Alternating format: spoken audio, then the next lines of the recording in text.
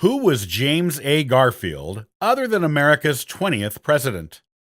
He is mostly remembered for being assassinated while in office, but there is so much more to this highly accomplished man than that one thing. On today's episode of the Ancestral Findings Podcast, I'll share with you his real story, along with his accomplishments before and during his short but influential presidency.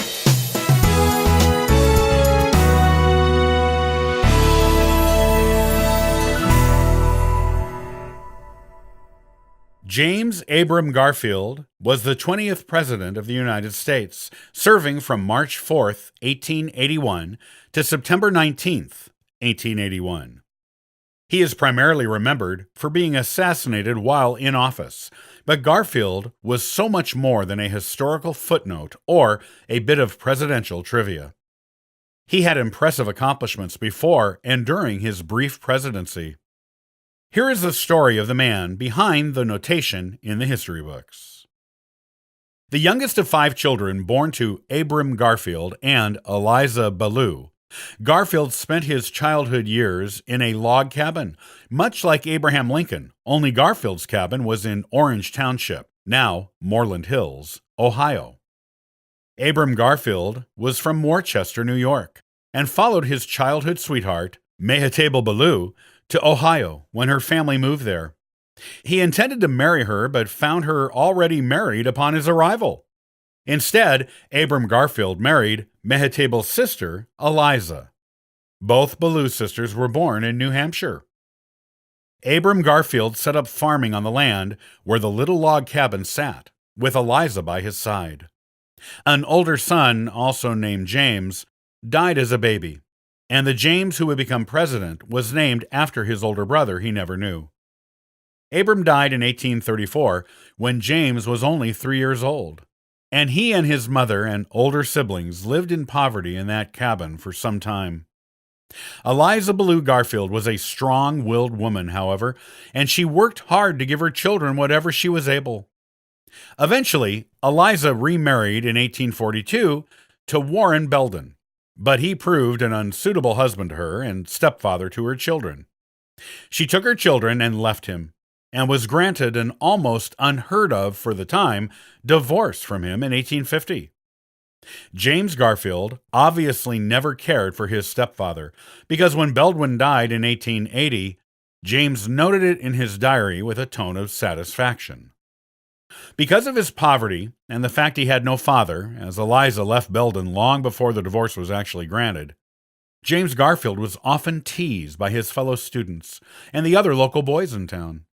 He made his escape from this annoyance by reading, and became a voracious reader of everything he could get his hands on at a young age.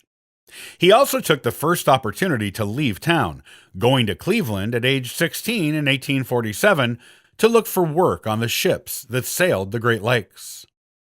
The only ship in the harbor at the time rejected him, but Garfield was determined. He got work on a canal boat as a mule manager. Mules pulled the boat as it did its canal work, and Garfield was in charge of taking care of them. James Garfield did not work on the canal boat long, however. He became ill after 6 weeks on it and was forced to go back home. While his mother was nursing him back to health, she made him promise to postpone going back to the boat until he had completed another year of schooling. As he promised her, he enrolled at Geauga Seminary in 1848, a school located in the nearby Chester Township. Garfield later said he felt like he wasted the first 17 years of his life due to having no money and no father to inspire him, and believed he would have accomplished much more by that age with both wealth and a father to back him up.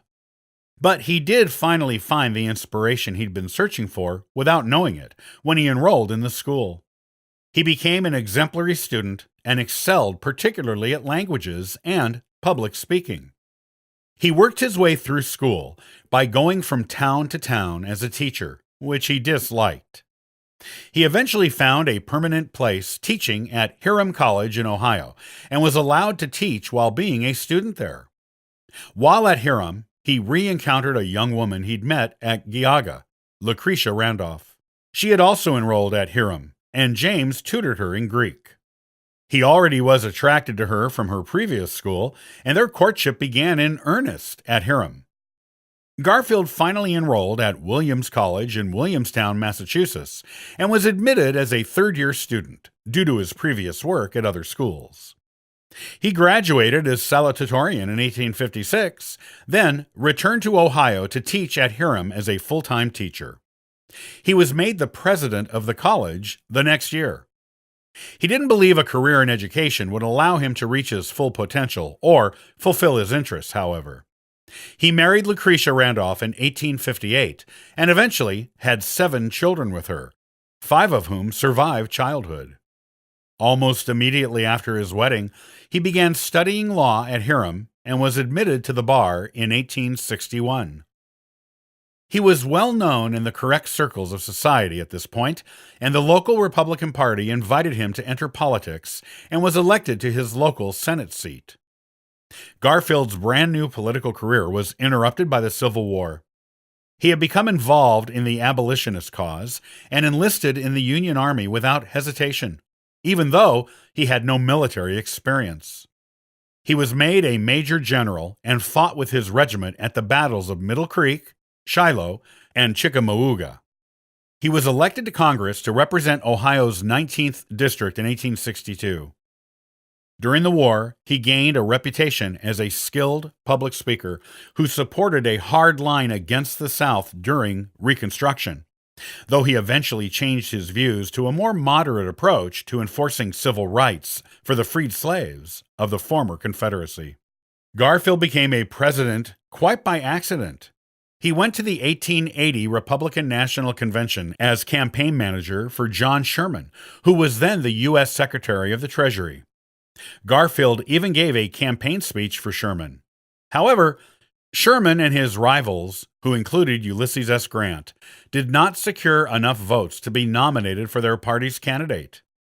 To his surprise, Garfield did, and despite the fact he conducted a low-key campaign, he defeated Democratic rival Winfield Scott Hancock and became President of the United States.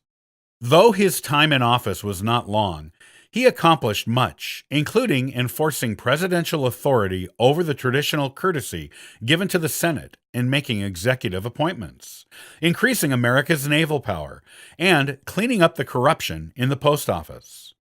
He even appointed a Supreme Court justice. As president, Garfield supported innovating agricultural technology, educating the electorate, and enforcing civil rights for African Americans. In addition, he designed sweeping civil service reforms that were eventually signed into law by his successor, Chester A. Arthur, in 1883. On July 2, 1881, Garfield was at the Baltimore and Potomac Railroad Station in D.C. when he was shot by Charles L. Goutier. Goutier was a lawyer and writer who had a personal grievance against him. The injury did not kill Garfield right away, and he resumed his presidential duties. However, his health became harder to maintain, as the doctors who treated the gunshot wound did not clean their hands when they did it. It led to an infection that ultimately killed Garfield on September 19, 1881.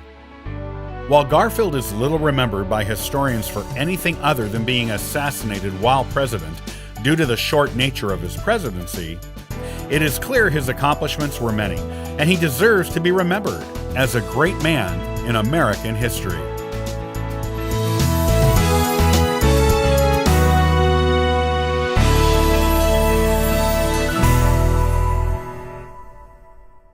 Are you researching your African American family tree and not getting as far back as you would like to? You're not alone, and you are not without resources. There may not be many records on your ancestors, but there are enough that you may find them. Join me on the next episode of the Ancestral Findings Podcast, and I'll show you how to do it. Copyright by Ancestral Findings, all rights reserved.